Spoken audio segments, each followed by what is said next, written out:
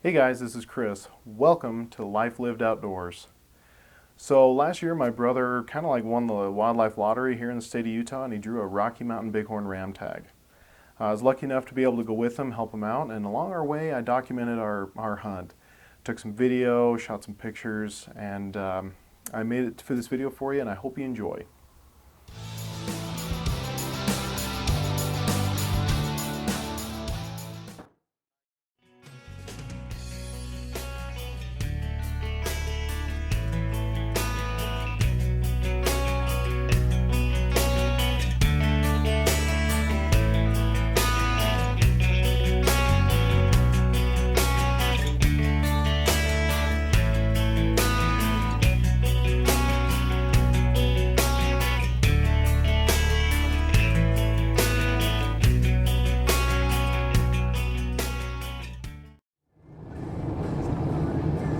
Whoa, whoa, whoa, jackrabbit.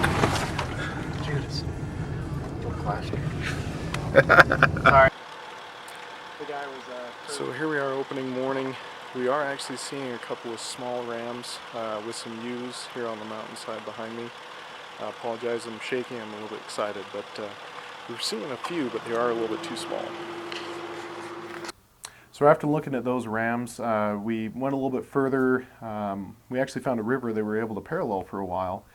After going a couple miles up that road along that river, we saw a really respectable ram and we got really excited. He was less than 200 yards away. He was walking, moving, but not really spooked or running. So we were able to take a look at him and kind of evaluate where we're at. We got real excited and ultimately we decided he was a little bit too small, especially for opening day. You know, you got to see your other options. We were hoping we weren't going to regret it, but we did let him go. So you see him walking up there. That's him that got us so excited. Would have been a fun attempt, that's for sure. But he's just a little bit too small. Where is he? He's broadside looking at us.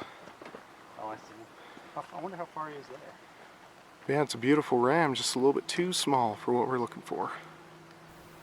So after seeing that ram and making the decision to pass, we actually continued further up that road and to where the road actually just kind of ran out. And we decided, well, let's take some hikes, see what we can see. We knew we needed to stay kind of close to the river because in Utah, 2016 is real dry, not a lot of water, so we knew we had to find water and make sure we kind of just stay close to that. Upon hiking a couple miles up the river, we didn't see anything, kind of got a little bit discouraged, but hey, it's opening day, we learned a lot. Our ultimate plan was actually to cross that river and see there's tons of canyons, tons of good cliffs and mountains on the other side of the river. So we knew that if we got on that other side, we'd have a ton of country to be able to go up and check out. Bit of a challenge, obviously. All we had was a canoe, and we had my brother and dad and I, as well as all of our gear. A little bit sketchy, kind of probably not the best idea to use the canoe, but it made for some fun adventures, but we were able to get across and go from there. So here we are, day 2.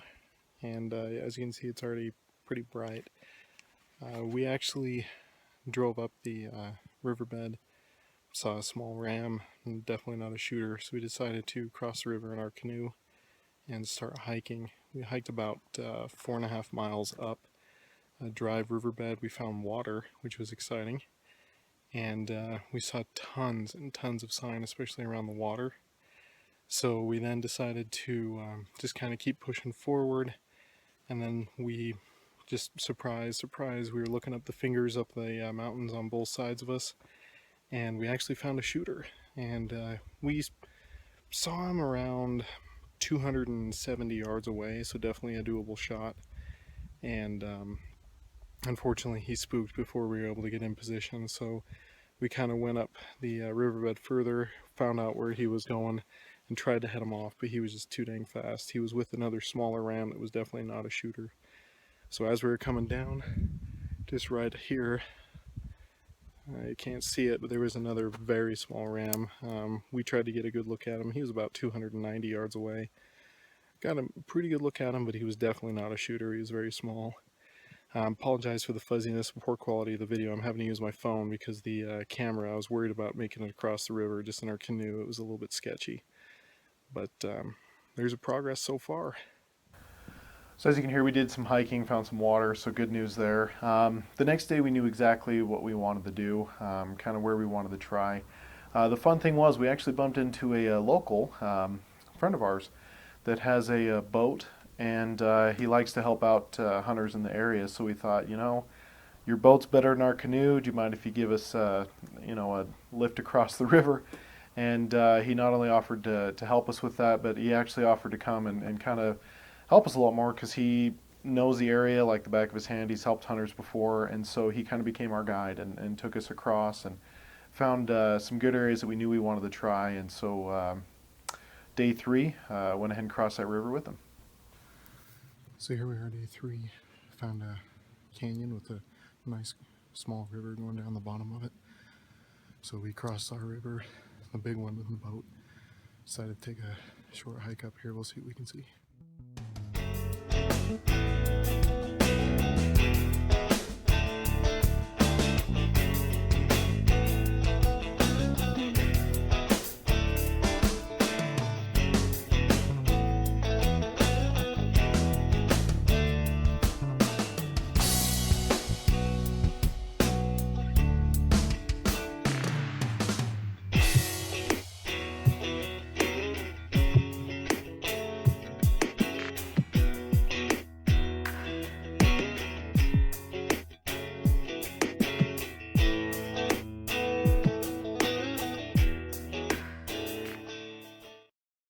So as you saw early on, we saw 2 rams down the bottom of the canyon first thing in the morning.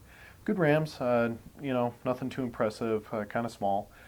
We had planned on doing a lot of hiking that day, so we thought, with all the open country across the horizon essentially, we wanted to see what we could find, the help of our friend down there, and planned on doing some major hiking, even a little bit of rock climbing of sorts.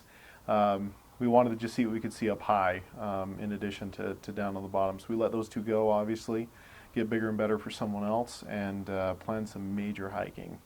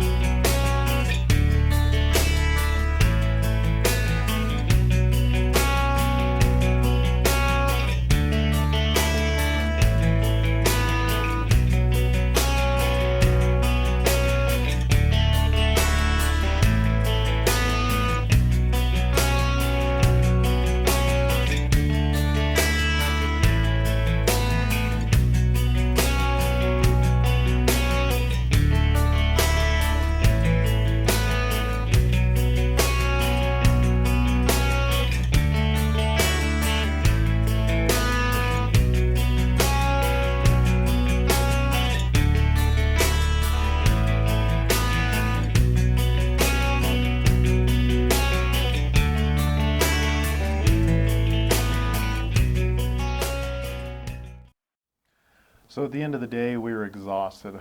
We had hiked about 13 miles. As you saw, done a lot of climbing some cliffs and high country, and saw a whole lot of nothing, to be honest with you.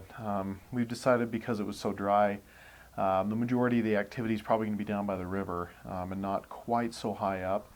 And so we decided at the end of the day, got back to the truck around dark, decided, well, the next morning let's go ahead and hit it even earlier, and let's kind of just plan on staying down low by the river and just hauling in far up the canyons, different fingers, things like that we could check out on our way up. So the next morning we did just that. Got up early, kind of stayed down in the valleys along a stream, a small river that was there, and lo and behold, early in the morning we spotted a great ram. It was the biggest we had seen all the trip. It was with some ewes, actually with a smaller ram as well, so we figured, well, let's do the little guy a favor and take out the competition. So we decided this is the one we're going to shoot.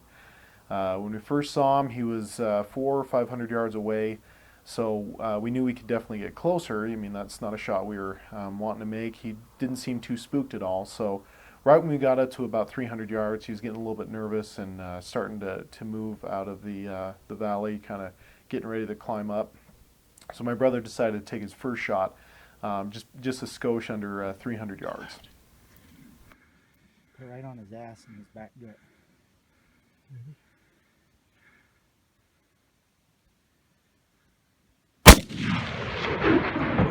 Another one in. Another one in. So as you can see, a lot of excitement. Unfortunately, I wasn't able to get my spotting scope up and get the camera up to it so you could see the action up close. So, you know, we kind of had to see it far away. But essentially what had happened, as he was moving along, my brother took a great shot. You know, we didn't see a lot of dust or anything, so we weren't 100%. Well, did you hit him? Did you not? Because when he shot, the ram didn't buck or anything. He just kind of started running. So we were kind of at a loss, and you know, when rams spook, they go straight up the cliff. Well, fortunately, the ewes that the ram was with actually, instead of going up top, decided to kind of side hill it and stay low, and actually moved in a far better position for us. So instead of being 300 yards and higher up, he was lower and closed the distance a little bit. He was about 250, 255 or so away, broadside, to be able to get a better shot. Oops. Right there. Oh. Well, that's kicked. I get him.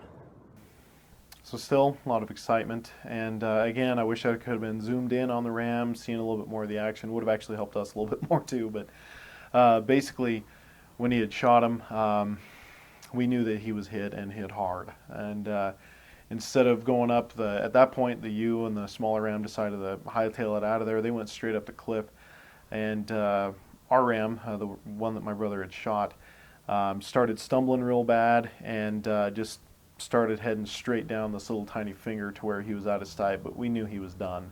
So, you know, a lot of high fives, a lot of excitement, and when we got up to him, as you'll see here in a moment, it's a phenomenal ram. My brother made two great shots. Turns out that he had 2 shots into the vitals in the boiler room, so he made great shots and made a great kill, as you can see. Here he is. Came down and died just like this. Oh man, look at that mass. He's big. I think you're happy with him. Oh, look at that. Oh my gosh, look how big he is. That is a dang. Look at that. Look at that. Look at that mass. God. That is nice. Well, here we are, day 4. Made a perfect shot, about 250, 255, and we are stoked. Look at that. Eastern Utah, Rocky Mountain Bighorn. Perfect shot, right through the boiler room. Couldn't be happier. Size that thing. And we got a fairly easy pack out. So it's gonna be, that is awesome. Tilt him, why don't you turn his head a little bit and let, there we go. How about the other way? There we go. Broomed off, but nice ram, good mass. We're really happy with him. Day 4. So as you can see, it was a great ram. Congratulations again to my brother for drawing the tag, let alone having such a successful hunt. And he made great shots. And the nice thing about it is, obviously, it's a spot and stock situation. That's something I want to promote as much as I can. Good ethical hunting, wise decisions, good shots, and spot and stock's the only way. And the nice thing is, spending time with family, especially in this day and age, it's really important to do. So I'm very, very grateful I was able to be with my brother and make those memories with him. So always remember to do that. Take time, spend time with family, and what better way to do it than the outdoors. And if you liked what you saw, please be sure to hit the like button as well as subscribe to my channel for more of our awesome adventures moving forward, and all the fun things we'll be having outdoors. And don't forget to look back on your life and all the memories and be happy with the life that you've lived outdoors.